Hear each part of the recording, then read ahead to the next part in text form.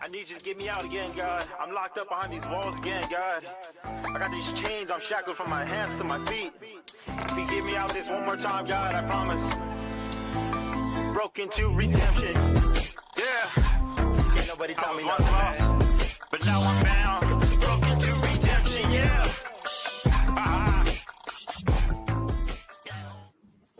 Yo, what up? Welcome back to another episode of Broken to Redemption podcast. I am your host, Brandon Scotto.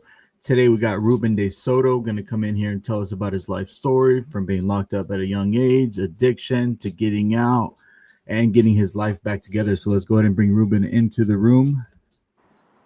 Hey, good morning, my people. Hey, good morning. Morning, Brandon. How are you? Yep, How are doing you? well. Doing Yeah? well, man. Just right here, glad to be here. Yep. Another day. Yeah. You know, Another day. Glad I woke up. You know, Right? Yep. Yeah. What do you got going on today? You know what? I'm actually church is at 11, but I've been volunteering lately, so I'm gonna go hit the church right now at right after I'm done with this. I was supposed to be there at 6, but I'm doing this, and Okay. yeah, just go volunteer, help them out all through the couple of the services they got, and then just continue working on content. I'll probably do some more live after church. Okay. Yeah, just working on content and myself, and Okay. yeah. So let's go ahead and dig into this since you got to get to church, man. Yeah, no problem. Let's go. Go ahead, give us a rundown of your life, man. Like your childhood. What was it like? Okay. So yeah, man.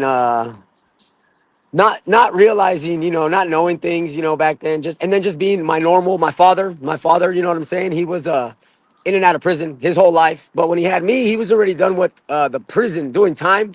But he was still like, because I guess he kind of mastered his craft at criminality, and not getting caught no more. So it just showed me that's the normal thing to do. You know what I mean? Selling drugs, robbing, burglaries, any type of hustle to get to pay the bills, but like to take care of us too, though. It wasn't always bad. He taught me a lot of good morals. He taught me the morals that we learn in prison. You know what I'm saying? He taught me a lot of good things that I stick with me till today. But everything else, and I don't blame him for the way he taught me, or because, and even then I still didn't blame him because that's all he knew. You know what I mean? And yeah, man, 15 years old, my first gun. 15 years old, my first gun charge. But before that, already in the mix, bro, I was selling weed for my dad at school, getting expelled from school, fighting to impress my brothers and my dad, and stealing things, and just all, and then always having to outdo everybody that was around me. Like I always had that, I always had to outdo everybody. Just yeah, man, and test my limits, with negative things, false positives off of negative actions, built my confidence. My whole life, my whole identity was built off of negative actions, you know what I'm saying? So carrying guns, running around the streets, shooting at people, not really trying to kill people, but I was, just in the game, like I said, just to pretty much show off, you know what I mean? Um, I When I was getting into the gang banging, I really didn't know what I was getting into. I didn't actually come from a hood because I was always selling drugs, hustling. So I interacted with a lot of all the gangs. I interacted with a lot of different gangs, but because of that, that got me into a lot of issues with all the other gangs. Like different dudes. I would get along with certain dudes from the gang, but then I get into it with other ones because they didn't like what was going on. But yeah, man, first time juvenile hall. You know, got cracked for my first gun, man. And then even then, 15 years old, nobody told me about juvenile hall. Nobody told me that they're gonna attack you right when you get there if you say the wrong thing. Nobody told me how vicious juvenile hall was. My dad didn't. My dad's been doing time for his. I mean, he was doing time for his whole first 40 years of his life. He had me when he was 40. He passed away now. God rest his soul. Um, but yeah, he didn't tell me the ropes about juvenile hall, man. Nobody did. So I got there, with my dope dealer mentality. Yeah, I got tattoos already. Yeah, I have guns. Yeah, I got this sitting outside. I got the cars already. As a kid, sitting there with my mind high. And yeah, man. And that's what I'm saying. Not even being from the gang, but just associating with that gang or whatever. Like, of course, I had like the ones that I cling to the most. Um, Dude comes up, hits me up. What's up, dog? Act like my friend pretty much, sitting right in front of me. And then that's where it started, man. He just, like, where you from, bro? I was like, Officer at Apollo. Like, well, no, what hood you from? I was like, I be kicking it with these fools, but I kick it with these fools. And then I was like, but my I got my boy from this gang right here, you know. And then he's like, hey man, fuck you, fuck that guy. He just went off on me right then and there, dude. Like I still didn't know like to take flight on site. You know what I mean? I still, you know, I was like thinking, I was like, so, like, hey man, well fuck, you know. I just started talking shit back, you know, not knowing Yeah. that that's not the right thing. I should have took flight then and there. I had to learn the hard Right. way, bro.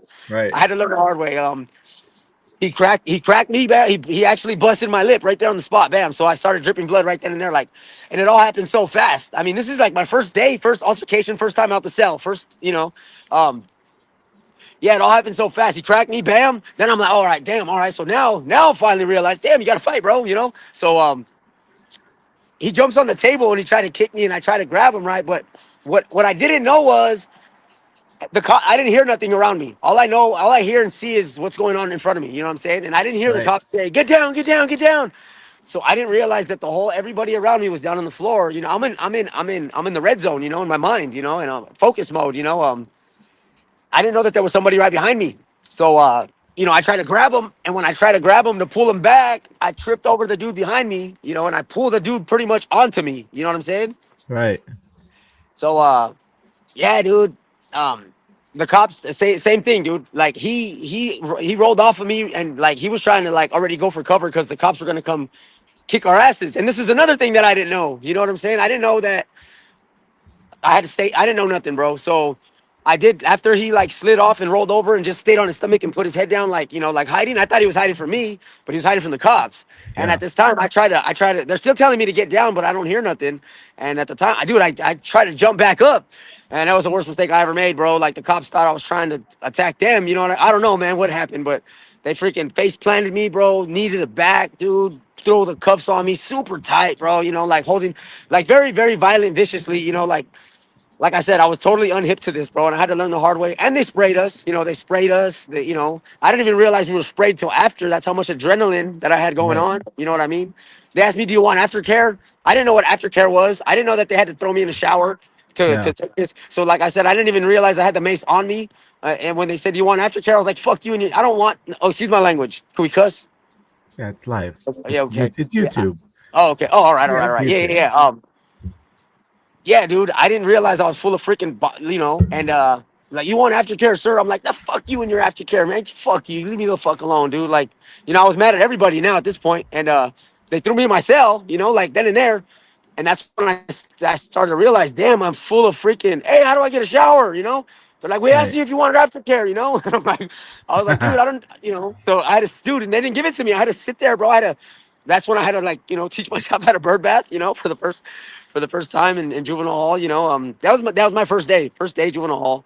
But then yeah, man, again after that, little altercations, you know, that dude was already like in major altercations, so they had like locked him down, like they took him away pretty much, you know. So I didn't really get Yeah. to get my run back with him, with that dude, you know. And but yeah, man, after that, that's what taught me. That was what taught me. Now, all right, dude, now you're on defense mode. Now you're on, no, Survival mode. yeah, no more chances, bro. No more nothing. You know, like I said, dude, I had to learn the hard way, and nobody's right there telling me these things until after. Until after, I got a little friend came through, told me, hey man, this is how it goes down right here. This is what it is. You know, I could tell. You know, so I'm glad people took a liking to me. But I mean, it turned into my life, bro. It turned into my life. I started putting in. I started trying to fight people. I started doing the same thing. And just picking and choosing. And yeah, man, that was juvenile hall. That was juvenile hall. That went on in my life for a lot of different altercations too. You know what I'm saying? I was going to juvenile hall all the way up until I was like 20 years old because I was on juvenile probation. You know what I'm saying? I would Yeah. get out. I did on that first gun charge. I did a month and a half going back to court, going back and forth to court, and they let me out on 5 years probation with classes and different stipulations, no drug testing, and you got to go look for a job, or I got to go to school every day. I wasn't going to school. I wasn't going, so this was all. And dude, my probation officers they know, okay, the cops know my dad. You know what I'm saying? The cops know my dad. So they know our family. You know what I'm saying? And then the probation officers, these were like, this guy was trying to get promotion. You know what I'm saying? Like my probation off, my first one ever. Yeah. Like, dude, I'll pop out. I'll be driving, dude. that dude would be watching my house, bro. I don't know, man. He would catch. I would just drive around town and he'd catch me, bro. You know, I didn't have a license. He'd take my car. You know, at this point in time, I would have cars. I was a kid, but I had cars, man. You know, because I was selling weed, I was selling drugs. I would look for things. You know, I would find things. I would do unbelievable things as a kid, bro. Like not knowing that I was capable of a lot more than I realized. You know, and that's why what I'm doing now, what I'm doing, I finally like found myself again. But So during this whole time when you were young, were you using drugs or no? Were you oh yes, yes, yes. So I mean, it was mostly weed. It was mostly weed, but my dad was a walking, talking pharmacy. He was in the Vietnam War, man. Me and my dad, we didn't have a son dad relationship. We were friends, man. You know, I mean, we did, but he favored me the most. You know, he favored me the most. And I know it's because, dude, we clicked as homeboys. You know what I mean? We were like best friends, bro. You know, till the day he died. You know, and yeah, I was using drugs, bro. He had Vicodins, he had Norcos, he had fentanyl in patch form back in the '90s, bro. You know what I'm saying? Um, so yeah, man. I started out me stealing it. Then he'd catch me. Then it started to me, you know, selling it for him. And then we went into the pills together, you know, and we stuck with pills. And sometimes, and it was crank back then. We pills, crank off and on. You know, we didn't really like socialite like the crank thing. We didn't like.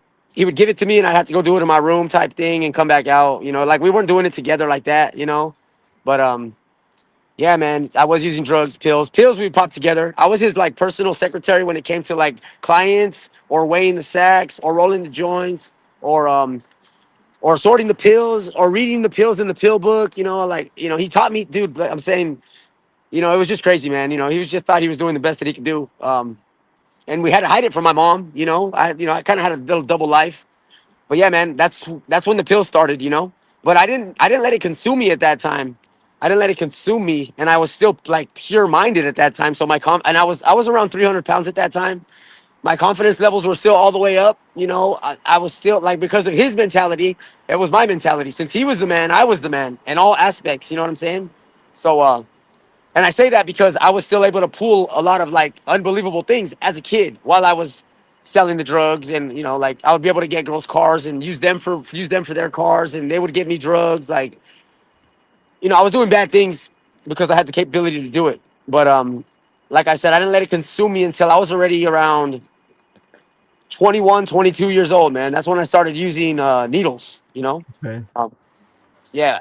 And it was this I was 22, met this girl, she was 18, and you know, we're chilling or whatever, and I was smoking. I was smoking meth. I was smoking heroin. You know, doing my thing, smoking weed, taking pills, selling pills. I was doing it all. You know, and yeah, man. One day we're chilling, and she's the one that pulled out the syringes. You know, and started doing her thing right in front of me. Like she asked me, "You mind if I do my thing?" I'm like, "Nah." You know, I didn't know that she was gonna do that.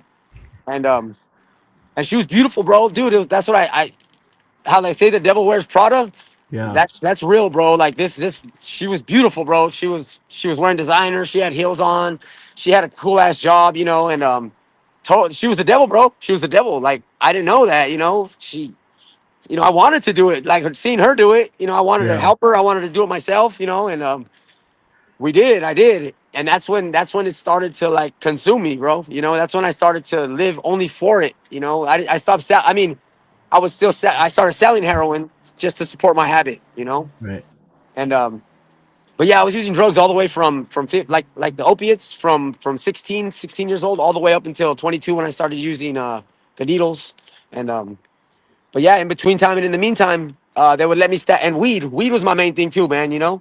But the probation would let me stack up my violations like up to 6. This is Ventura County probation juvenile hall. They let me stack my violations up to 6 violations at a time, and then they hit me with 6 months. You know, you do 4 months, you know, and that's how they do it. And me, dude, I was at that point in time, I would go turn myself in. I was showing up to probation. I wasn't hip to like going on the run yet because I would listen to my mom. You know, my mom would be like, "We gotta go to court. We gotta do this. We gotta do that." So like, it was like autopilot that I had to do that until I finally started to become. I was, oh yeah. You have any questions? Other questions right now? Nah, go ahead. I'll cover the questions at the when you're done. Okay, so I was 15, I was like 16, 17 years old. They sent me to a work furlough program on one of my, it was an actual term. It was actually a whole nother felony. They sent me to a work furlough. I did get a job. Like I said, I was 300 pounds, bro. And I used to smoke weed very, very, very, very heavily, right? And like I didn't know this, and they didn't know this either back then at these times that we could stay in your system up to like 2 months, bro, depending on how much you're using, on how big you are, you know. And they would drug test us, you know. They let us go for job furloughs. They let us go visit our families. You know, they give us, it was more a little bit of freedom, you know. Right. And they sent me there, and I got a job. You know, I was doing my thing, working, whatever. And they tested me, you know, before 30 days. It was cool. I was dirty, but it was cool. But they tested me like 40 days after that, after I had a job, and I still popped out dirty when I was really clean. You know what I mean? And this is when I started to hate the system, bro, because I was doing. This is what actually made me turn into a screw up, a fuck up. You know, um, because I was doing in my mind, I was doing the right thing. I did get the job. I was abiding by all rules and regulations. I was doing flying colors at that program, you know, like because when I do put my mind, energy, you know, my heart, my mind, soul into something, I go hard at it and I do the best. So I was doing the damn thing right there. I was working at Wendy's, you know, like I said, but yeah, man, they tested me, came out dirty, and they're like, "Oh, man, now you're gonna go back to juvenile hall with some more time added. We'll see. Hopefully, since you have a job, maybe you'll be able to come back." Like, so I got pissed off, bro. You know, I went back to juvenile hall. Same thing, you know, if you go and run into enemies, you got to fight. Like, you know, no matter what, when you go into juvenile hall, you got to fight. You're gonna fight Right. if you're in the game, you know. Like, and Right. like I said, dude has me labeled as this gang, and this gang had me labeled as this gang, and this because I was a neutral guy, you know. So, and I wasn't, and you know, you can't just let yourself, you know. So it was actually kind of hard for me because I was kind of by myself, you know. At the end of the day, I was a resident, you know. So Right. it was harder for me to prove myself, you know, and but they said they did send me back there, bro. They sent me back there. It took like 3 weeks. I ended up getting my job back. They were aware of what happened, but that's like I said, that's what made me. I was there for like 3 more weeks. Once they took they took me off the red zone where I could like leave for besides my job. I just called up like my like we made a plan, bro. Like my cousin was there with me at this work furlough. Michael, I don't know if you're watching. Much love. My friend Sleepy was there. And we made a plan, bro. Like, dog, let's escape, bro. Let's dip. Let's AWOL. You know what I mean? Fuck this place, dog. You know, like he had his reasons. He had his reasons. I had my reasons. You know, Sleepy had already been rebooked and sent back one time too. You know, and Michael, that was his first time there. But but yeah, man, that was the thing. Sleepy was supposed to come pick me up at work. He came. We missed each other. Um, Michael came. We missed each other. So I was like, screw it, dude. I'm gonna do this by myself. You know what I mean? So I just literally called up my brother. I'm like, hey, bro, come pick me up at Wendy's, dog. I'm dipping. I'm dipping, bro. You know. Um, so he did, man. He came, picked me up. That was my first time on the run. I was on the run for a good few weeks, bro. And then Michael finally got out the red zone. He calls me up. Hey, man, can you pick me up? So I do pick him up. And he brings a freaking couple dudes with him. You know what I mean? Like he has a little, and you know, it's me and my mom. We go pick this guy up. You know what I mean? Like my mom's with the business too, bro. You know? Yeah, man. She didn't agree with this. She hated it, but she accepted it, bro. You know, like we're her kids, dude. And she, you know, she when she realized I can't change them, I just gotta accept them. You know, she Yeah. did. You know, and yeah, I was on the run, dude, doing the damn thing. And then I was out for a good like 3 weeks. You know, took me back. Then they just gave me since I AWOL from the program, sent me back. They gave me hard time. They gave me straight time. They gave me 8 months straight. No programs, no nothing. It was either that or YA, you know, and I made it. They didn't give me YA, you know. Yeah. So but they gave me 8 months straight in juvenile hall, dude. So now, you know, it's like YA, dude, it's the same thing, bro, you know, cuz you know, gladiator school right there, bro. So now I Right. didn't have a chance to go to a lighter easier place, you know. Now I got to sit at juvenile hall. So I had to turn myself into a little freaking beast, bro. I did have to turn myself into a violent little monster, you know.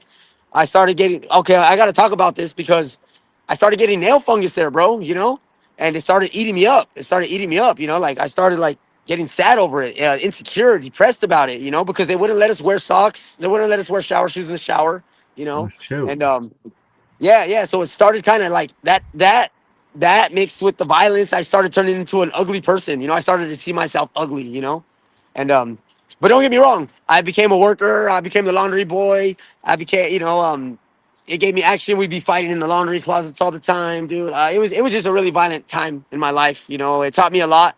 It taught me a lot. But it didn't teach me not to come back. You know what I'm saying? It didn't teach me not to come back. And yeah, yeah, that went on all the way up, like I said, until I was 20 years old. Um, yeah, it went all the way up until I was like 20 years old, dude. And then here you go. You're welcome. You're welcome.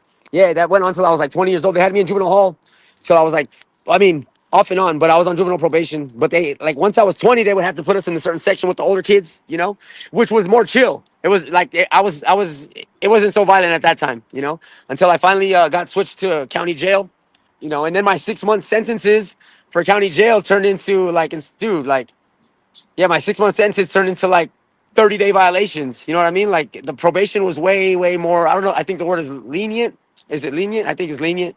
Yeah. It's way less, strict. So that right there too, and it was way easier. It was like, dude, it was like going from juvenile hall to going to county jail. Felt like I was getting out of jail, bro. Like the feeling, if that makes sense. Do you know what I'm Yeah. saying? Yeah, I had that feeling like, hell yeah, bro, this is cool, this is easy. Everybody's chilling. These dudes are old, but they're not scary. They're telling me the game. They're giving me food. Um, it was easy to like. And I was already used to like first time juvenile hall, cried, second time cried, third time, all right, whatever, fourth time, let's do this, fifth time, what's up? You know what I mean? Like, what's for breakfast? You know what I mean? Right. Like, so you know how it goes. And then, yeah, man. So county jail now, man. You have any questions? No, keep going. Keep going. Okay. Yeah, county jail now, dude. You're covering it all right now. Oh, okay, yeah. Yeah. County jail, dude. First, if I miss anything, I will go back to if I think about anything else. But yeah, county jail, bro. Big ass dude named Güero from Colonia. Rest in peace. Rest in peace. And yeah. Big ass dude, bro. Walk into his cell, clean cut dude, big ass mustache, bam. I mean, big ass mustache, but clean cut dude, tall ass dude. Tatted up everywhere. His name was Güero. He had light skin. Um, He actually looked like those tattoo guys, like the OG tattoo guys that you see on tattoos with the big mustache and the glasses and stuff like that. He Yeah. actually Yeah. looked Yeah. like him to me. You know what I mean? But yeah, just getting in there, bro. I was a kid.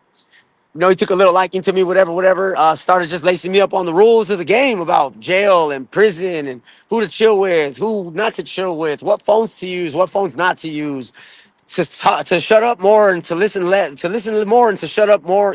Shut up, you know what I'm trying to say. Not talk Yeah. so much, but to listen more. You know what I mean? To observe. He taught me a lot. Well, he told me a lot of things. I took a lot of them down, but there were still things that didn't just come automatically. You have to learn them and build them. Um, he taught me how to do laundry. He taught me how to make lines. He was a good dude to have. And because he was kind of somebody in the tank too. So because I was his Sally, everybody liked me. I was young. I was kind of like one of the youngest ones there. Only a couple of us kids in there, and yeah, it wasn't so violent at the time. Only when we would have to, beat some like, and it was cool too because when we would beat somebody, I mean, it's not cool. It's not cool, but at the time it was cool. It was what I was doing. Right. Right. Of You course. know, yeah, it's not cool. But when we would have to beat somebody up, we would do it together. Or if somebody, it sucks. It's black, Mexican, white. Others. It's race versus race, pretty much. You're in there with your race. So if another race comes to attack you, you have backup. You guys, Right. a whole team of your people are gonna jump. It's not just me against this guy and this guy, and it's so it felt safer, it felt easier. Um, I didn't want to keep going back to jail, but it wasn't hard. It was, and then me with my big mouth and my, I always have to outdo everybody as a kid, bro. I was doing some dangerous shit, like trying to run tanks and making rules, and I was doing it, and I had to learn the hard way with that too. You know what I'm saying? Yeah. Because I didn't know what I was doing. I didn't know that. Like, that's one thing he didn't tell me about, like, working out. He wasn't a worker. He wasn't a guy that worked out a lot. You know what I mean? And he didn't tell me, like, so he didn't tell me about the working out too much. He wasn't too, like, he didn't let me know about that. And that's what they used Right. against me because I wasn't working out. I would work out sometimes. Maybe it's us being a Southerner, Mexican in jail, prison, GP, Yeah. you need to work out every day. You need Yeah. to, That. it's part That. of the rules, regulations. You need to work out every day. You need to clean your cell every day. You need to clean your area every day. You need to participate in cleaning something in the tank or in the shower. You need to do something every day for yourself and for the tank, and it's not just you. It'll rotate, that's how I mean, it's changed since then. It's a lot dirtier now, but it was more structured, it was more different back then from compared to now times.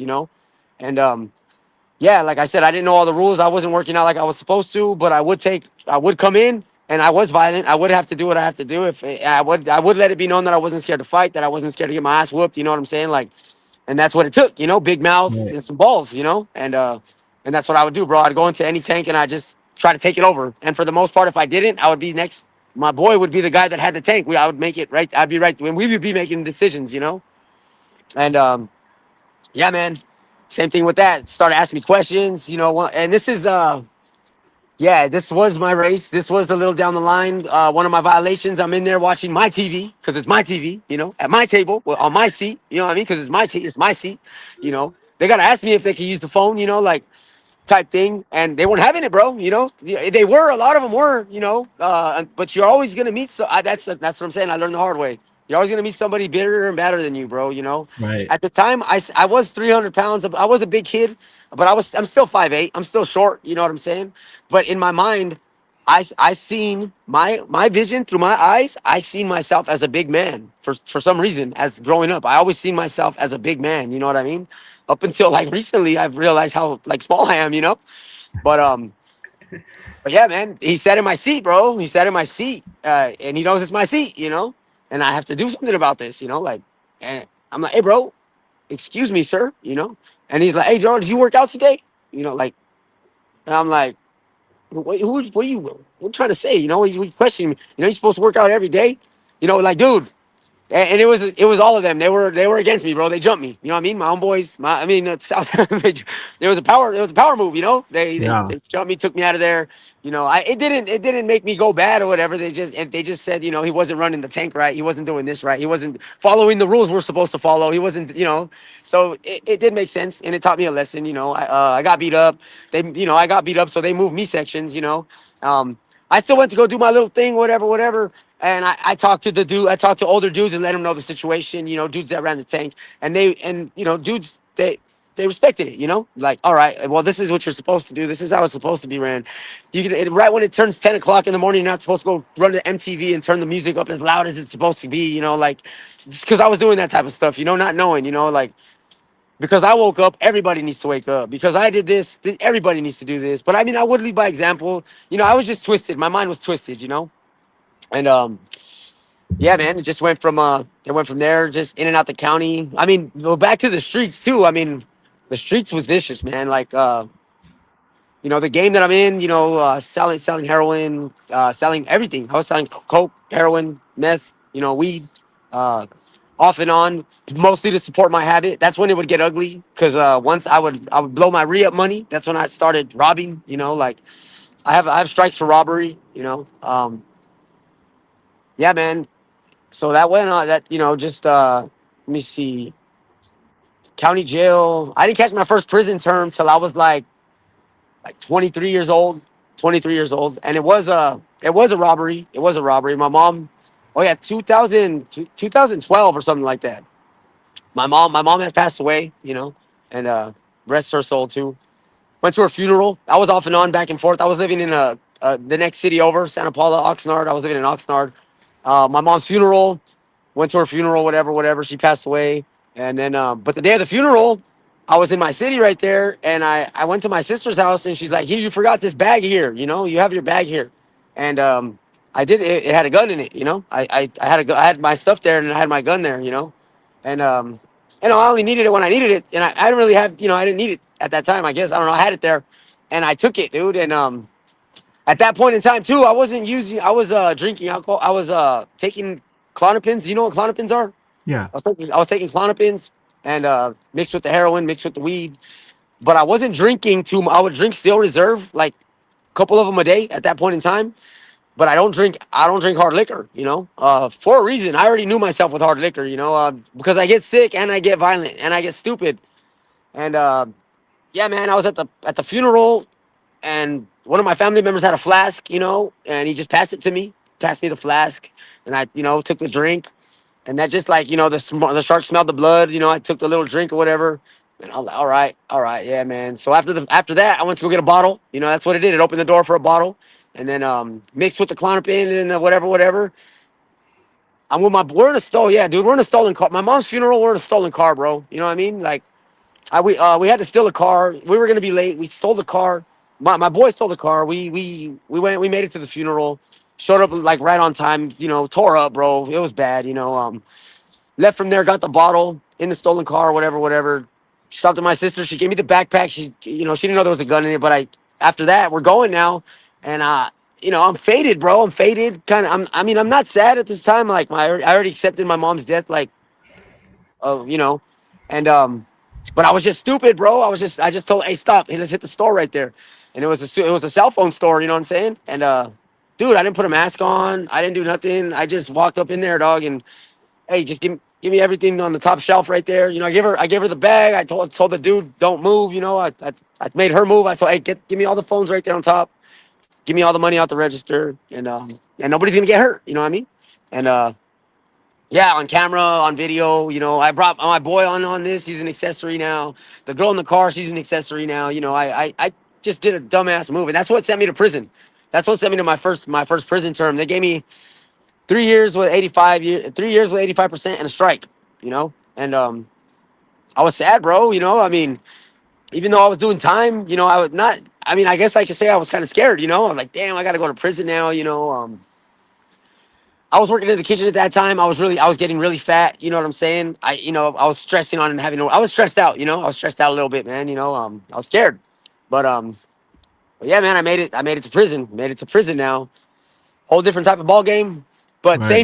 same thing though with my mentality, bro. Like, man, like my boy Hawk was there. My like from the city, my boy Dan. My boys were there. My boys were there, dog. I got there, and my boy, like, it was, and it just, I seen them, and I'm like, all right, so now these guys are here with me. I'm gonna do my thing that I've been doing. Like, we're gonna take over this building. You know what I'm saying? Like, that was my mind, dude. Like, I was always like that for some reason. You know what I mean? And I did, man. I would just start shit with other races for nothing, man, and we'd have to pop off riots. You know what I'm saying? Or I would just pick on people, bro. Like, like I said, I had to learn the hard way with that. But I mean, any questions? Any questions? No, not yet. No. Okay. You're Yeah, yeah, covering. yeah. Yeah, just going, bro. Just going and not okay. I would educate my mind a little bit. Oh yeah, the stuff that I would read in prison. I never really read books on the streets ever in my life. I read in juvenile hall a little bit. The first book I ever read was like a Harry Potter book, and then yeah, after that I started just educating my mind with philosophy and the Bible, because like fictional stories didn't entertain me. You know what I mean? So I actually read educational stuff. Like, I did do that. I did start to work out. Um, okay, so dude, I didn't see the things that I would do when I was younger, or even when I was at that time at 22, 23 years old. I didn't realize that I was like that I had I'm not like, okay, I don't like to brag, bro, but I would pull unbelievable shit as a kid. You know what I'm saying? Unbelievable things, bro. And and I got people that vouch for me too on my lives, and I got people that I tell these stories and they'll pop up and be like, "Hey, fool, shut up already," like. But like when I was a kid, dude, I was, yeah, like I said, I would pull unbelievable things. So I would have unbelievable stories, almost like they were lies. I had these many girls. I would use their cars. I had access to these houses. My dogs would give me this. This what happened here. I had this car. I did this. I did that. And a lot of people listen, bro. Everybody can hear you. And I was loud at this time, and I didn't realize that. I wouldn't shut up, bro. And all I would, like I'm saying, I wouldn't. It wouldn't. It sounded like I was bragging when I would tell the truth. You know what I'm saying? Like, and I thought everybody was the same as me, and it took me up until almost now to realize that nobody was the same as me. But it got me into a lot of altercations, bro, like with homeboys, with other races, just talking about I had this and I was doing it like this. And when people would question me, like, about, okay, then how did you do this when this happened and this happened? And dude, with no hesitation, no nothing, no natural reaction, no thought, I'll just, dog, it did it like this and it went happen like that and like this and this is how it went. Like, dude, they could tell when you're lying, they could tell when you're not lying. You know what I mean? Right. And I mean, I had to come back for every single thing because I literally was telling the truth. And yeah, man, it always got me into shit. It always got me just talking about how big I did this, or how much drugs I had with this, or how many girls I had at the same time at this place, or whatever, dude. Like, and yeah, man, even my friends, my boys, even some of them would hate on it. You know what I'm saying? Like, like I said, shut up already, fool. Like, leave it alone. Like, and I wouldn't understand it. I'd be like, well, why you guys get mad or whatever, whatever. And dude, the proof was in the pudding too. I would get letters from a bunch of different girls and people, like, things. My stories were always be proof, but it always got me into shit, bro. Like, Right. I'll be walking to the shower, in another race, dude. Like, just to be what's up. I'll nod my head, to be respectful, whatever, whatever. How you doing, bro? And just as I'm passing him by, he'll be like, "Oh, it's the pimp slash hustler slash dope dealer slash car dealer slash like." And I would look like I would trip out like, you trying to say, bro? So like Right. it start right. Always getting into shit like that, bro. With my cellmates, just telling my stories, bro. Getting into shit like that, bro. Like I said, I had to learn the hard way. I got in a lot of fights. I got my ass kicked a lot. I kicked a lot of ass. I won a lot. I lost a lot. You know what I'm saying? And that's been going on like my whole life up until yeah. Well, up until I finally learned how to shut up, until I finally learned how to observe and just listen and not talk. And I would actually tell other dudes now, like, hey man, so like people listen. I would tell dudes the things that I would go through, that I went through. I would let dudes know, like, hey man, you're doing this, you're saying this. People will hear you, bro. People hear Right. you. People don't like to hear people talk about things that they can't do if they can't comprehend what you're. I would try to help people out too. You know what I mean? But I was always I was making pruno, bro. I was if I could get my hands on tobacco, I'm gonna get it and I'm gonna sell it. I'm a hustler. So my mom would take care of me. My mom would still take care of me at this time. My mom took care of me up until she passed away. You know what I'm saying? And I mean, she like in a way of like sending me like $40 a month, 50 bucks a month sometimes, whatever. Visiting me sometimes once a month. You know what I mean? She would do she would do everything for me. She would call my people for me. She would make sure that I had everything going on. And that's another thing people didn't. I noticed that people that didn't have things, older dudes or just people, envious people, they see that, people care about you. So, I mean, I'm saying this too, because, our viewers, our listeners right now, people don't like, and it's not their fault either. A lot of people don't like to see people doing better than them Right. subconsciously, bro. So when you're talking about what you're doing, or they see that you got visits, or you see that you got love coming from somebody, it taught me to practice humility, to be humble about it, not to brag about it. If somebody says, "Oh, you're blessed," and then sometimes they'll do it just maybe to fish, or they'll start a conversation with you with good intentions, and then it just turns into a negative hatred toward you. Like, you guys got to be. It's not worth going. You got to shower with dudes, bro. You got to shower with dudes, and when you get to prison, bro, they like I'm gonna go into this now. Yeah, yeah. They line you up, bro. Women there, doctors, nurses, everybody's right there, bro. You know what I'm saying? And they just line you up like a bunch of fish, like a bunch of freaking mannequins. You know what I'm saying? And strip down, hands to your hair, fingers through your mouth, all that stuff. You know what I'm saying? Bend over, cough, all that stuff, bro. Lift up your sack. Like, and there's people watching you, bro. And you're doing it next to a bunch of dudes. You know what I mean? And yeah, man, you Well, gotta go. Huh? welcome to R&R, huh? Yes, yes. Welcome to R&R, bro. And that's what I'm saying. Like, these are traumatic events, bro. Like, this is trauma to our brain, right? So Yeah. what happens is, when we go to jail, and that happens to us, like on autopilot, all of us that just went through that, we don't want to remember that, bro. We turn that shit off, bro, and it totally gets instantly forgotten about. We bury it. Like, and I mean, I say we, I'm saying and I'm saying this is what I did, and this is how I learned, like, by burying it, because what happens is, like, when you have a traumatic event in life, and I learned this as growing up, your mind automatically tries to bury it and act like it didn't happen, or just ignore it, or turn it off. And sometimes you won't even remember it as you grow older. You know what I'm saying? So what I'm saying is, since my mind took that as a traumatic event and turned it off like that, it's stuff that you forget about. You don't think about that when you get out of prison. You know what I'm saying? You don't think about the booking process and having to sleep on the floor with a bunch of dudes that smell. You might be wet because it rained. You might have mud on you because you had to run from the cops, and you might be full of, have a jacket, dude. There's a lot of different type of stipulations that might happen when Right. you're booking. Yeah. Huh? Oh, I said, yeah, Oh completely. I yeah. know. Yeah, bro. Like, I've been hiding in rivers before, bro, and they caught me, and I had to sit. And they leave you in there, dude. They'll leave you in there on purpose too. They'll fuck with you too. But yeah, man. So your brain turns that off. So you forget about the booking process. You forget about the you forget about the squatting and coughing around a bunch of men with all these females looking at you.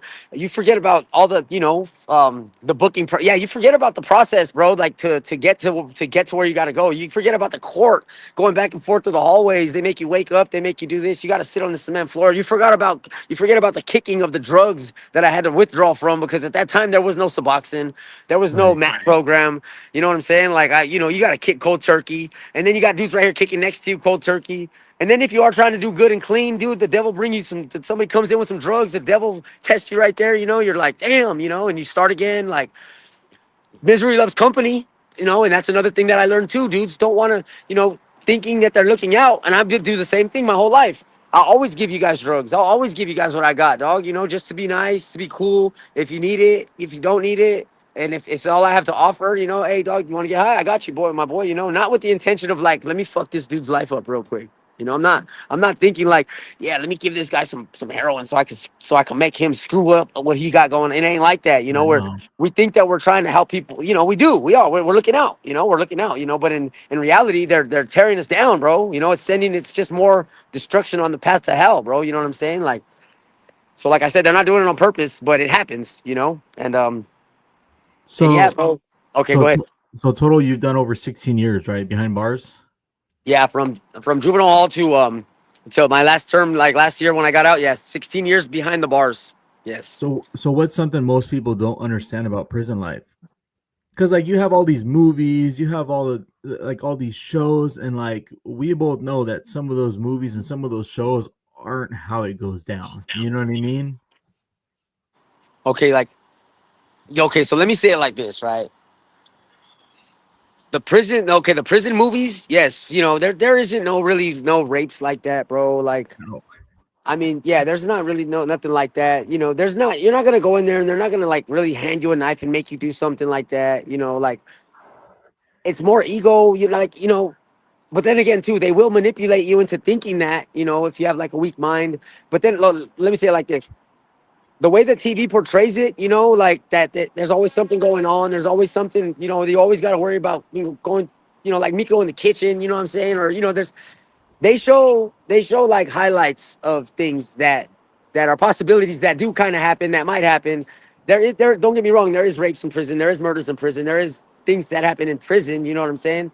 um but for the most part, bro, it's all boring as fuck, bro. You know, it's the stuff they put on TV are might be some highlights of some true stories or whatever, but for the most of the part, 90% of it, dude, you're in your cell or you're on your bunk or, you know, you're coming out for chow. Like, it's boring, bro. You're reading, you know, like I said, they show things on TV or whatever, but it ain't nothing compared. You're really, you got to find something to do, bro. You got to entertain yourself with reading or writing. You know what I'm saying? Like, people get the misconception of it being like, you know, a dark, cold place. Like, dude, I remember I got out and this dude's like, did you have a blanket? You know, we got blankets, you know, we got bed rolls, you know what I'm saying? Like the cells.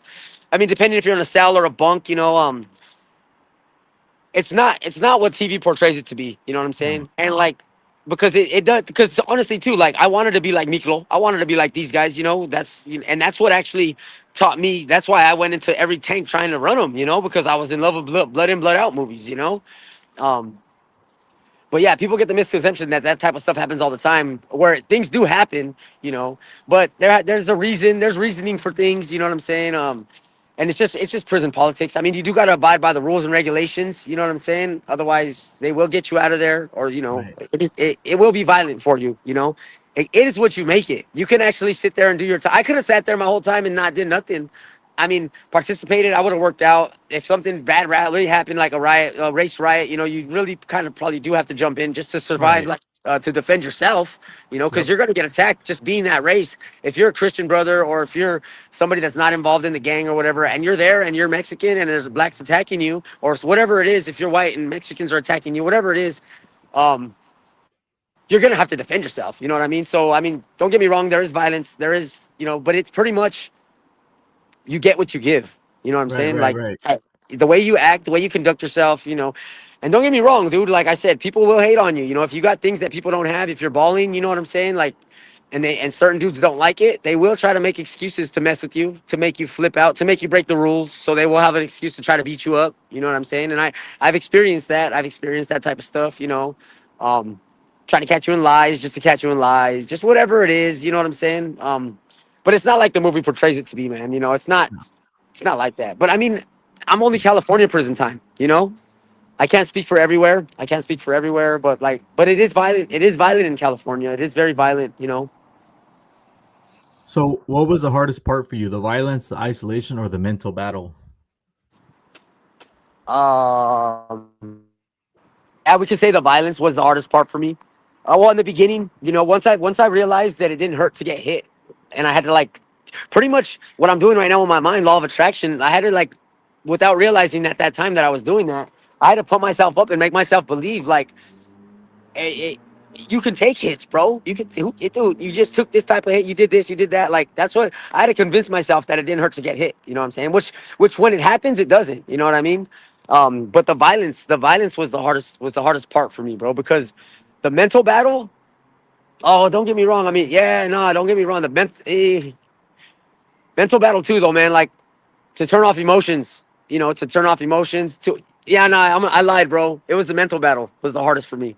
Because I didn't think that my boy was gonna get with my girl. Like I didn't know that my boy on my term that I left him with a couple pounds of drugs and my cell phone. I left him with a golden ticket, you know, and girls. I left them with a golden ticket of my life, like with the trust of like, all right, bro, I'm leaving you with this and this and this. I'm introducing you. You got my phone, bro. Like you're me now, dog. You're just look out for me, dog. Look out for me. Whatever, whatever.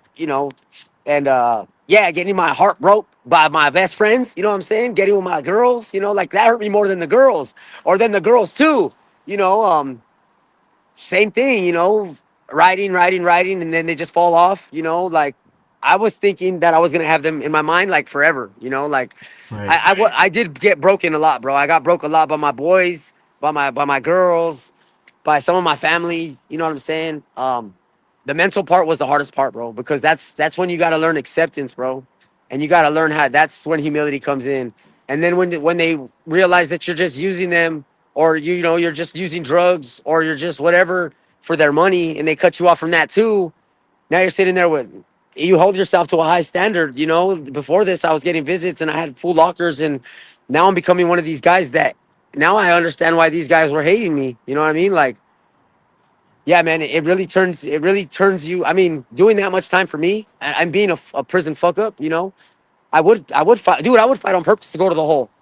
I would go to the hole, and that was that. I would go to the hole on purpose. I liked it. I liked it.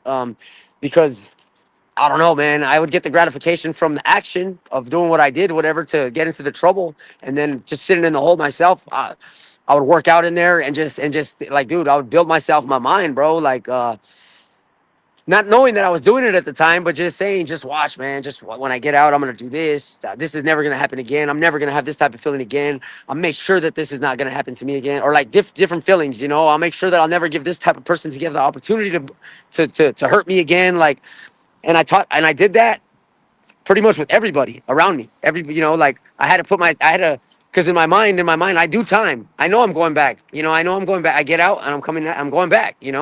So I would put people in a certain category, or I would set them up like, yeah, man, I just had the mental battle was the hardest battle for me. You know what I mean? The violence, I guess, was easier. What was the other one? The isolation, the violence, and the mental Oh yeah, battle. yeah. The isolation was easy. I like the isolation. I like the Yeah. isolation. It taught me what I am now. If it wasn't for the isolation, I wouldn't be who I am now, man.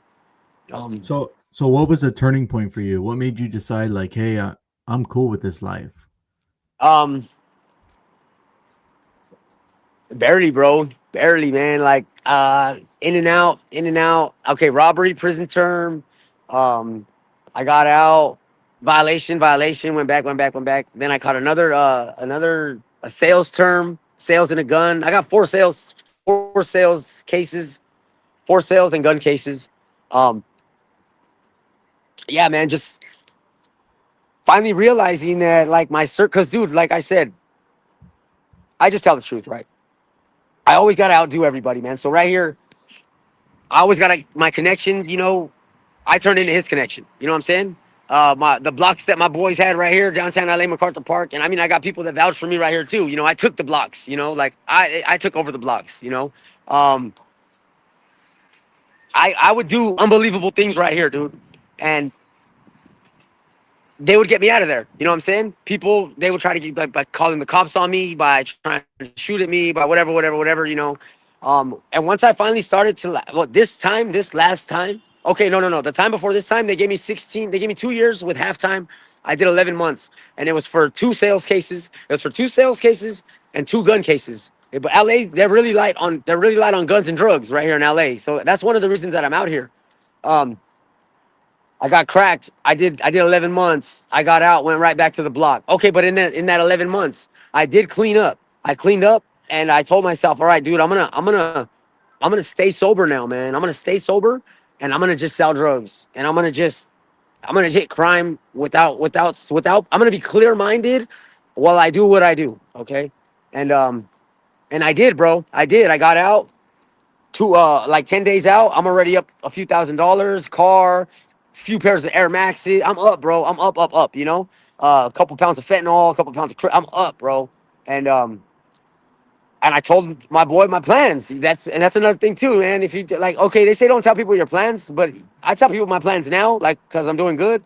But I told my boy, yeah, dog, I'm just gonna rise up till I could get like 5 pounds of this and 5 pounds of this, and then just serve ounces, dog. Just go back. I was gonna go back to my city because fentanyl was a big epidemic right there. This is my mindset. Now I'm gonna just go drop off ounces and do this and do that and do this, and yeah, man.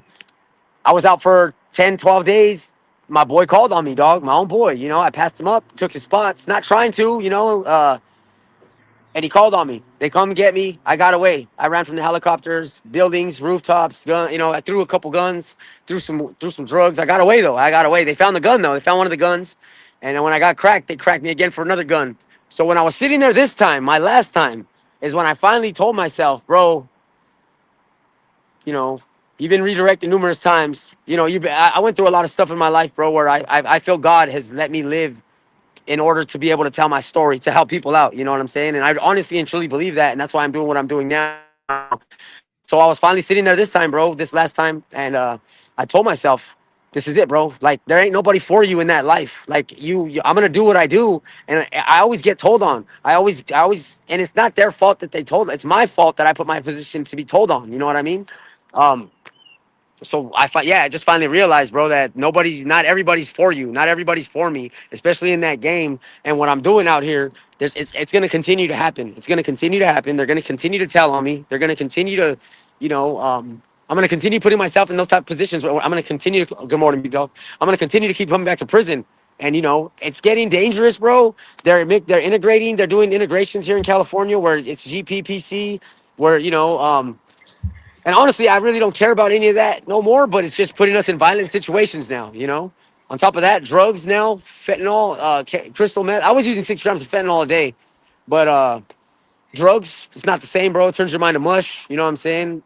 So the violence, the fear of just going back to prison and just doing the process again and taking more time out of my life. I'm getting older. The drugs, this ain't the same no more.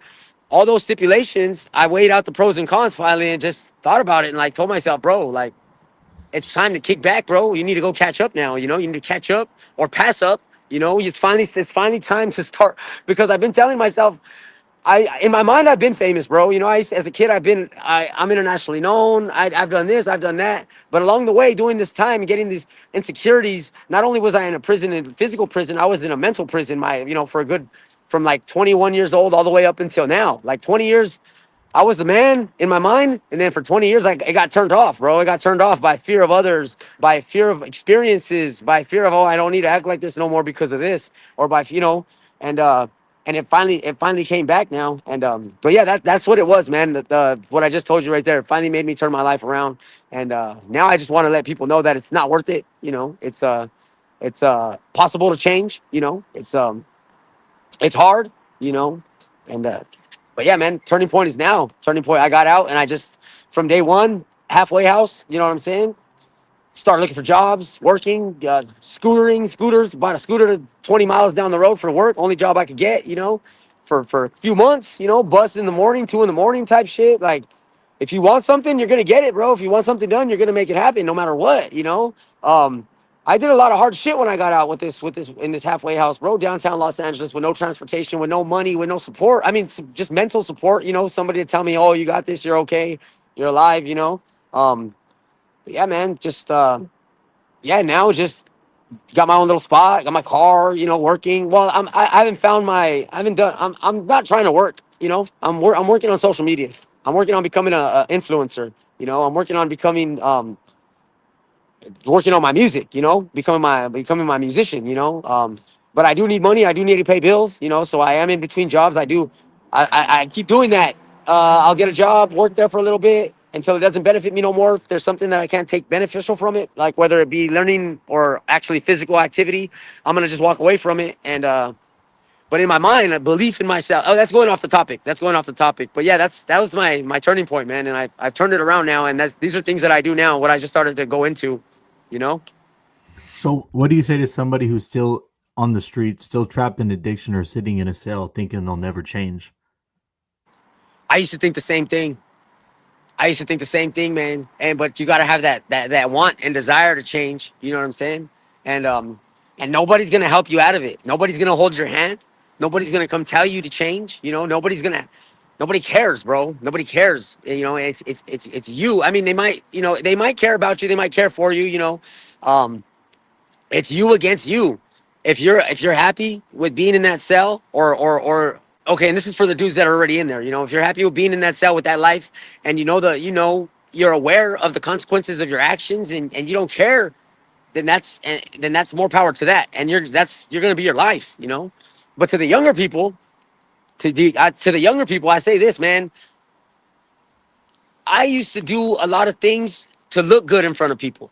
You know what I'm saying? I used to do things to outdo people just so they could talk about me because I thought people cared, or I thought people, or I thought I would be look a certain way in front of people, and I just had to finally realize, like, everything that I was doing things, everybody that I was doing things for in front of, trying to impress, try to show off, peer pressure, like, and I would be the peer pressure too. Like I said, bro, nobody cares about you and nobody's gonna help you. You know what I'm saying? Except for the ones that you have last on your list, pretty much. The ones that you least expect, the ones that you don't think about, the ones that pray for you, your family, those are the ones that are gonna come for you in the end. The ones last on your list are you're first on their list, when it comes to you getting busted. And the ones that are first on your list, the dudes you're trying to impress, the gang you're trying to do, the crowd of girl, whatever it is, they're gonna totally forget about you, bro. They're not. You're not even gonna be on their list once you get cracked, bro. You know what I'm saying? And I say that because, like I said, I would do things for other people. You know what I mean? And if you guys are trying to impress others, it's not worth it, man. It's Right. not worth to spend. If you and if you're trying to be wise or mental tough, whatever, take it from somebody that has been there already and is telling you this is what it is. This is what it's gonna be like.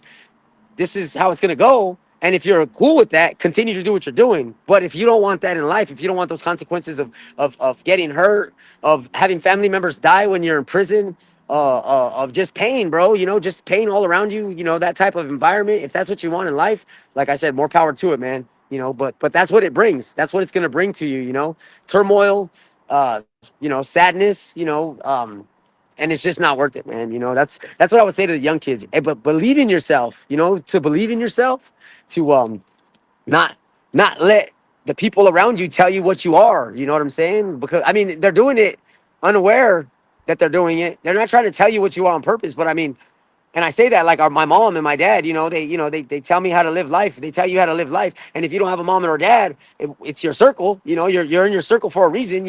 Like I said, it might seem like they love you, it might seem like they care for you, but when shit hits the fan, bro, they don't.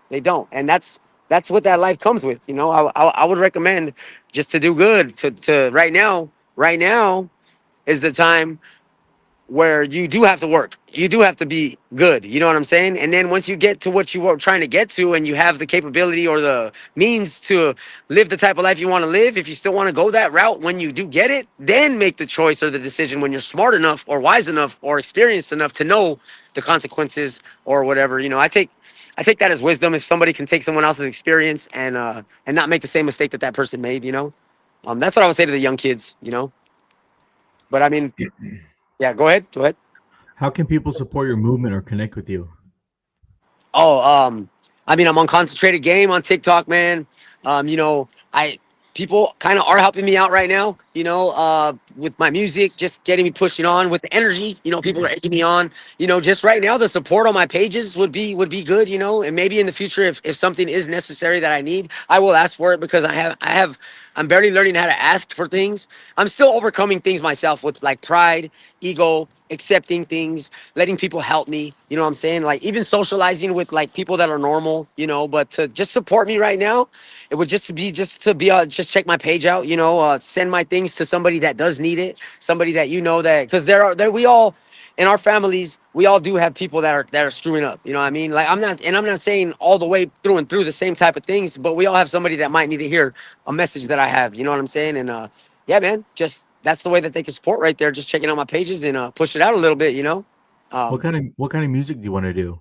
okay, so I mean, like I write. I have Of course, it was negative, but I write gospel music, Christian music. Um, I have a lot of negative music of my life. I'm gonna spit my past. It's rap. Right. It's rap. Yeah, yeah, yeah, yeah. It's rap, and but I also write and I spit on my lives too. I be spitting music. I be spitting a cappella. Oh, that's the thing, people. Something that could support me is somebody that I'm trying to connect with, somebody that knows how to make beats or produce what I hear in my mind, and I'm willing to work with them or even pay, or if somebody could show me the ropes. I kind of need a little bit of guidance with making the beats, right? But it's So, so the guy, my intro song that you heard when I came yes. on, he made that song for me. He lives right down the street from me. He knows how to do all of that, bro. So let me see if I can connect you guys. Okay. Yeah, I would really appreciate that, bro. Yeah, that's a way that I could be supported is actually trying to network with people, and it's crazy because I mean, my main intention was the music. I started doing the social media. Now I feel more like positive influence speaker. Like I don't know what it would be called, but like I feel, I mean it's a mixture too because I almost feel like preaching the word of God and preaching this message that I'm preaching about law of attraction and changing your life, and just Right. I think I'm supposed to be a motivational speaker. Like my niche is everywhere, bro. I'm good at everything that I do. You know what I mean? Music So was what that's makes. Oh, go ahead.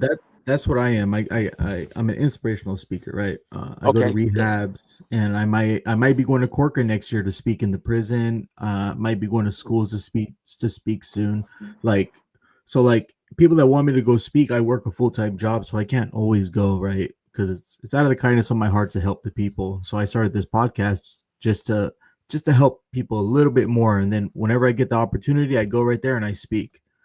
You know. That's awesome. That's awesome. Yeah. So yeah, That's what like I'm supposed to be. Oh, go ahead. Go ahead. so my buddy Henry, he's a Christian rapper. So I think you guys can work together for sure. Like he knows how to do all the beats and all that. Yeah, man. I'm going somewhere with that. You know what I'm saying? Like I said, I mean, I be spitting a cappella. I do have some of it on my content on TikTok. I don't spit my good stuff. I spit my stuff that's expendable because I don't want them to steal it. But I have a lot of material, bro. Like a lot of material to put down more than a few albums. I have a few albums memorized, and then and they're not, and it's not all rap though. It's I got love music. Dude, I'm a different type of genre writer, and I hear them. I hear it, and that's the thing too. Like that's another thing that made me change my life. I finally have to do it, bro. I have to do it. God gave me the gift, and I can't let it go to waste, bro. Like that's been eating me up my whole life too, you know. But I'm willing to anybody that's willing to help me, bro. Of course, it's gonna go both ways. Like I know, like I don't know if they've been doing music for a long time, but whoever helps me, bro, I'm gonna take them somewhere. You know what I'm saying? I'm gonna take them somewhere with me. You know what I mean? Like as long as they can just help me, like I said, help me hear what I produce, what I hear, and that's just the beats. Everything else after that, I got it, bro. I'll be able to tell them how everything goes. That's kind of just what I need, man. And I mean, no matter what, I barely got a computer. This has only been 4 months since I've been making content and actually trying to pursue the music. But I just got my computer due to individuals helping me out on my path right now, working like with the manifestation law of attraction type thing. Cool. But yeah, man, if you can do that, it would be a blessing, bro. That would be a very high blessing, and I'm willing to go out of my way to make my goals, accomplish my goals, and to bring whoever helps me, a team with me, to go up too, bro. If you're a part of that, no matter what, I'm going. I'm a loyal person, bro. And I'll give my loyal to everybody and anybody until they give me a reason not to. You know what I'm saying? Like that's the type of person I am. I do have love for people. I do like people. I like to see people win. I'm not a hater. And like I said, man, like I tell the truth. I don't like to brag, but what I talk about, anybody and everybody that watches me can vouch for it. You know what I mean? Like, yeah, man. So yeah, if we could connect, yeah, we'll figure it out. Yeah, yeah, We got yeah. each other's numbers. Yeah, yeah, yeah, for sure. Um, yeah, I know you got to get to church. We're already at hour and 4 minutes. Do you have any yeah. questions for me? Um, how old are you? 36. 36. Okay. Yeah, I'm 40 years old. I'm 40 years old. Um, no, man, man, just do your thing, man. Just do your thing, dog. I appreciate this. I'm willing to do this Yeah, yeah. again. I'm breaking myself like in with the socializing on the lives. This is on YouTube. This is on YouTube. Yep. Okay. I barely opened a YouTube channel. Have you seen my YouTube channel? No, man, I'll go at it right now. Same name Okay. Uh, you as your know TikTok. what? No, it's not. It's not. It's actually my name. The link. Oh, you know what? The link is on my TikTok bio though. Okay. The link is on my TikTok bio. Um, damn, I was gonna say something. But oh yeah, you know what? My audience, like I said, I was telling you earlier, my audience is mostly a bunch of men, dude. Um, my audience is a bunch of men, bro. So that's actually good for me because, like I said, I could be more aggressive, like than I am on TikTok. I actually have been thinking about wanting to be more aggressive, like than I have on TikTok, and I'm glad that it's a bunch of men. I mean, and they're in between the range. It tells you on the analytics. And they're in between the ages of like the 30s, the 20s and 30s. Most of my audience, so they're listening to me for a reason. You know what I'm saying? I'm excited for my channel because, like I said, I've only done it like 9 days. I mean, it says on the thing that I opened it on April 11th because that's when I made it. But my first post I made barely like a week ago, less than a week ago, 5 days ago. Um, they're listening to me, bro, and they're listening to me for I want to be able to help these guys out, dog. Like, and I have my niches everywhere. Like I said, I got fitness in the bag, mental toughness, discipline, mental clarity, change your life, God, I got it all. I got information for not only crowds from people from prison, but it's men, bro, so I can let them know that there's another way, bro, besides the Right. bad way. Right. Right. Right. Of So course. I'm Yeah. excited about that. I'll Yeah. definitely bring you back on for the prison one so you can go more into detail about all the prison stuff. You know what I mean? Because that's what Okay. the whole next beginning of the next season is going to be is all prison. People been to prison, people who have family in prison, what they went through. You know what I mean? Yeah. Yeah, for sure. I got some I think stories, this is bro. really I good. got some Yeah, stories. yeah, You yeah. know. I want to hear them. We want to hear them. Yeah, we will. We will. Yeah, yeah, for sure. I'm glad we connected, man. Grow Yeah, together, yeah. go together. I'll be now that I can tag you, I'll be tagging you occasionally from time to time. Okay, But it's okay. good, man. Those flyers and those things. It's good, to do these little lives and to like promote little things on Facebook and Instagram or whatever, whatever. Not only does it build you know, for the social media, but it also builds the mind for myself too, and for you too, like as we're Yeah, growing, it builds more for me. I feel like it builds more confidence. And, when people see, oh man, another podcast, another this, another that, like, damn, it shows people that what I'm doing is working, what you're doing is working. And when I see that people see that it's working, it drives me more to continue to go harder, to do better, and continue to work out more, to continue to stay right. clean more, to continue to eat better. It's driving me. I get super excited talking about it, bro. But yeah, man, I'm willing to open up a lot, man. I'm willing to talk about my life. I'm an open soul these days, bro. I got one more question. It's a good one, Yep, right? So you said that you weighed about 300 or 300 pounds, right? yep, yep. What what do you weigh now? I'm 150 right now. Okay, so that right there, that takes a lot of discipline, right? Motivation, right? So like, what made you like say, you know what? It's time for a transformation. Okay, so it's been in my mind, bro, since. Okay, so you Because know how we don't have mirrors. Oh, go ahead. like looking at you, you would never even think that you were 300 pounds, bro. Yeah. You know what I Well, I mean? mean, it was most of my young life, right? But even through my older life, I was still average 220, 240. Like my average weight throughout my whole life was around 220, 240. But between like 15 and like 20, I was up to 300 pounds. You know, I got pictures. I haven't posted them on TikTok yet. I have a couple pictures. I will post them. But dude, what took me to that to do that, right? Like you know how we don't have really mirrors, full body mirrors in prison, right? Yeah. County jail, no full body mirrors, right? I was working in the kitchen, bro, right? I was working in the kitchen, and I was the lead. I was the lead thing. I was the lead center line, you know. I had access to the bomb food, the cops food, the staff dining, dude, and I freaking eat viciously every single day. And I work night shift, bro. So I'd eat, come back home, go to my cell, and go to sleep, bro. Eat, shower, go to sleep. Eat, shower, go to sleep. And dude, I was up to there again, 290, 300, you know. And this is in the county jail, bro. And one day when I was getting in the shower, when I came back from the kitchen, bro, for some reason the light was different. Like there was a light on that isn't on usually on at that time. There was something, bro. There was something different to where when I walked up to like when I took my clothes off and got naked in front of the shower right there, the window, I was able to see my reflection super clear, bro. Like out of nowhere, like because normally you can't. Usually there's a light. I don't know what it was, but this time it was when I see it. It was a mirror right there in front of me, and I seen myself, bro. Like, and I didn't see myself for a long time. You know what I mean? And when I see myself, dude, I almost wanted to cry, bro, because I couldn't see how fat I was, bro. You know, I couldn't see that I was that fat, bro.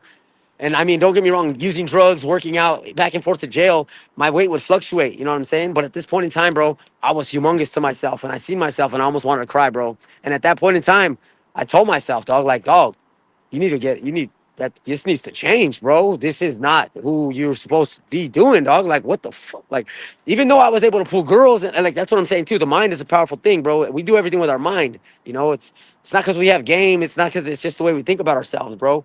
But that right there, dog, that right there planted the seed of me insecurity. You know, I'm never gonna be like this again, bro. You know, and since that time, I have kept myself down. I did start working out hard. I did start doing my thing. But then again, too, like I said, I up until this time, I still got out. I still weighed 220, bro, when I got out.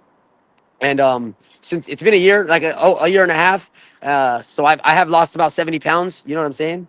Um, yeah, man, just the discipline, the learning, the fat and learning as I go along too. I started fasting, you know, and but yeah, that was my turning point right there, bro. Like, you know, and then oh yeah, when I got out too, telling myself social media influence, no, musician, artist, rapper, you need to be fit, bro. Like, you know, you're already getting old. I tell this to myself. You're already getting old, bro. So you don't got too much to work with. You can't be looking ugly. You know what I'm saying? So you gotta and you know you gotta feel good about yourself. You know what I'm saying? Like I had to psych myself up, and I started the fasting and learning as I go along. I taught myself how to lose weight with the fasting and how to eat right, and you know, and that's what it was. That was my turning point, bro. Okay. You know, Heck and then yeah. and this was a bonus. The social media thing, I was like, all right, I'm gonna build my platform and just start spitting poems on social media is what I started doing. But then it just started turning into this, and now and I wasn't putting God first in the beginning like that. You know, I wasn't, and I have been now. You know, because I've been studying and practicing the Word, and yeah, God is the reason for me, man. God is my reason. You know, but yeah, that was my turning point. Amen. I could go Okay. off. I could go on and on. I know you gotta get to church though. Yeah, I do. So I do. I will definitely bring you back for the season 2 and we can hit it again, you know? Yeah, for sure, bro. For sure, for sure. Yeah, hey, stay in touch, bro. Let me know what's up Yeah, with yeah, the yeah. yeah, Yeah, I'm gonna hit for him up sure, as soon bro. as I finish this. You can Yep. he's on TikTok, Pastor JMAG. I'll send you his Okay. profile. I'll send you his profile. Okay. Okay. Check out the Yeah, for sure. music. Like he's really good with like finding beats and like you know what I mean? He uses like Band Lab or something like that. I forget what program he uses, but he's a whiz. For sure, for sure. All right. All right, Yeah, you brother. know, I mean, oh yeah, yeah, yeah. Yeah, for sure, for sure. Yeah, I do gotta go. Yeah. Much love, my boy. All right, Yep. brother. Have a good day, Yeah, huh? check me out. People, you know, all day, every day. You guys have a good day. God You bless you, too. bro. God bless Thank you. you. All right. Yep, thank you. Down, broken to redemption, yeah. I was losing all my family. And was freed by the king, and free indeed. Now free indeed, broken to redemption, yeah. I know they gon' feel us on this one, Brandon. Free indeed. Come on, no drug can really